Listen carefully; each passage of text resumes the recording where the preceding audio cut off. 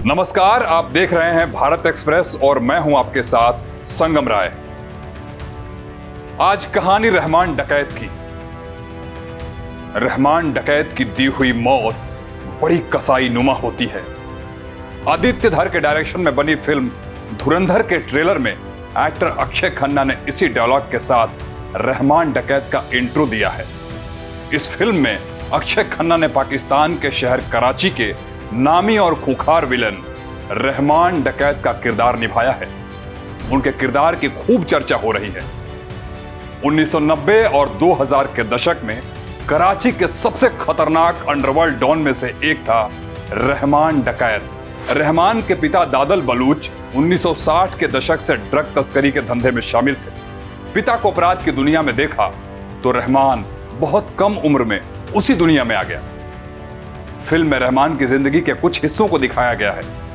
बताया जाता है कि पिता को देखकर वो भी अपराध की दुनिया से लगाव रखने लगा। 13 साल की उम्र में रहमान ने एक आदमी को चाकू मार दिया। इसके बाद आसपास के लोग उससे डरने लगे। हम उम्र भी उससे खौफ खाने लगे। ये भी अफवाह है कि उसने अपनी मां को मार डाला था। आरोप था कि रहमान की मां का नाम कथित तौर पर एक दुश्मन गैंग के सदस्य से जुड़ रहा था। इसका मतलब रहमान को शक था कि उसकी मां का संबंध दुश्मन गैंग से है। अवैध संबंध का शक रहमान का दिमाग पर हावी हो गया और उसने अपनी मां को मार डाला। यह अलग बात है कि इसकी पुष्टि कभी नहीं हुई। मां की हत्या का दाग माथे पर लगा तो लोगों में खौफ बढ़ गया। रहमान इस कदर बेफिक्र था कि उसने अंडरवर्ल्ड डॉन दाऊद इब्राहिम के भाई नूरा की हत्या कर दी थी। 9 अगस्त 2010 की उमस भरी रात में कराची में हुए एक एनकाउंटर में रहमान सहित उसके 3 साथियों को मार दिया गया। बताया जाता है कि कराची पुलिस को रहमान डकैत की करीब 300 मामले में तलाश थी।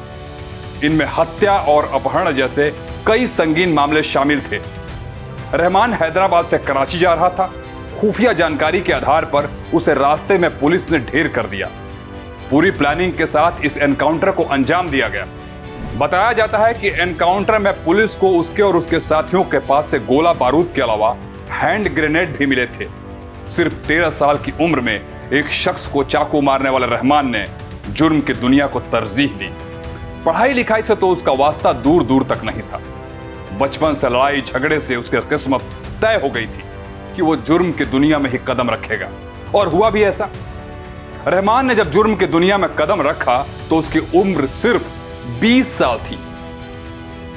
20 साल आते आते वो बहुत ही खूंखार हो गया था। अब तक वो कई हत्याएं कर चुका था। उसने अपनी सगी मां को गोलियों से भून दिया। मौत का खौफ खत्म हुआ तो उसने हर उस धंधे में हाथ डाला जो जुर्म की दुनिया की गहरी खाई में जाता था। पुलिस भी उस पर हाथ डालने में डरती थी। कहा जाता है कि पाकिस्तान के खुफिया एजेंसी ISI का हाथ दाऊद इब्राहिम पर था, लेकिन वो रहमान को नहीं हरा सका। उल्टा रहमान ने दाऊद के भाई नूरा को मार डाला और भारत का अंडरवर्ल्ड डॉन पाकिस्तान में मन महसूस कर रह गया। रहमान को ठीक से समझने के लिए पहले ल्यारी को समझना होगा। कराची के ल्यारी में हिंसा का दौर 1990 के दशक में शुरू हुआ। 2 भाई थे जिनसे हिंसा की शुरुआत हुई। रहमान के पिता दादल और शेरल भाई थे। दादल और शेरल दूसरे स्थान पर थे और शहर का राजा था काला नाग। दादल और शेरल को यह मंजूर नहीं था कि काला नाग उस पर हुक्म चलाए। यही हाल काला नाग का भी था। वो भी शहर पर एक छत्र राज चाहता था। शेरल और दादल ने काला नाग की हत्या करवा दी। हत्या भी ऐसी कि पूरा शहर सुनकर हिल गया। उन्होंने न केवल काला नाग को मारा बल्कि बीच बाजार सिर काटकर लटका दिया। इसके बाद शहर में दोनों भाइयों की दहशत फैल गई। कहते हैं ना कि सबका एक बाप होता है, और जो खुद को बाप समझ लेते हैं उनका बाप जल्द ही उनके सामने आ जाता है। करीब 30 साल बाद कराची के ल्यारी में इकबाल उर्फ बाबू डकैत की दस्तक हुई। बाबू डकैत पढ़ा लिखा था और उसके पास फिजिक्स में मास्टर डिग्री थी। वो तो पुलिस की नाक के नीचे से ड्रग्स का धंधा चलाता था। बाबू डकैत की दस्तक के बाद दादल बेचैन हो गया और दुश्मनी हो गई। बाबू डकैत भारी पड़ा और उसने दादल को बीच बाजार में काट डाला। कुछ समय बाद ही CIA ने छापा मारकर उसे गिरफ्तार किया। उससे पहले वो पैरालाइज्ड हो चुका था। इस बीच रहमान छोटे मोटे बदमाशों के रूप में चर्चा में था। उसकी हिम्मत इतनी भी नहीं थी कि वो अपने पिता की हत्या का बदला ले सके। दादल का इकलौता बेटा सरदार अब्दुल रहमान बलोच जुर्म की दुनिया में बड़ा नाम कमाना चाहता था। इस बीच उसकी मुलाकात एक गैंगस्टर हाजी लालू से हुई। हाजी लालू के 7 बेटे थे। इनमें एक था अरशद पप्पू। हाजी लालू ने सरदार अब्दुल रहमान बलोच को इस कदर जुर्म की दुनिया के लिए ट्रेंड किया कि वो सरदार अब्दुल रहमान बलोच से रहमान डकैत बन गया। दोनों ड्रग्स के धंधे में पूरी तरह से सक्रिय थे। एक वाकये ने दोनों के बीच एक दूरी पैदा कर दी। 1990 के दशक में रहमान ने एक कारोबारी को किडनैप कर लिया। इसके बाद हाजी लालू ने कारोबारी को यह कहकर छुड़वा दिया कि वो जानकार है। बाद में सच सामने आया तो रहमान हक्का बक्का रह गया। इससे पहले किडनैपिंग के केस में मुखबिरी करके हाजी लालू ने रहमान डकैत को गिरफ्तार तक करवा दिया। खेल यह हुआ कि हाजी लालू ने किडनैपिंग के लिए 1 करोड़ की फिरौती और रहमान को गिरफ्तार करवा दिया। जेल से बाहर निकला तो हाजी लालू और उसका बेटा अरशद पप्पू दरअसल रहमान डकैत के दुश्मन बन चुके थे। इधर रहमान लियारी में अपनी बादशाहत कायम कर चुका था, तो उधर पुराने दुश्मन हाजी लालू का बेटा अरशद पप्पू जुर्म के लिए मैदान में आने को बेताब था। रहमान और हाजी लालू की दुश्मनी गहरी होने लगी। एक दिन हाजी लालू के बेटे अरशद पप्पू ने रहमान के पिता की कब्र तोड़ दी।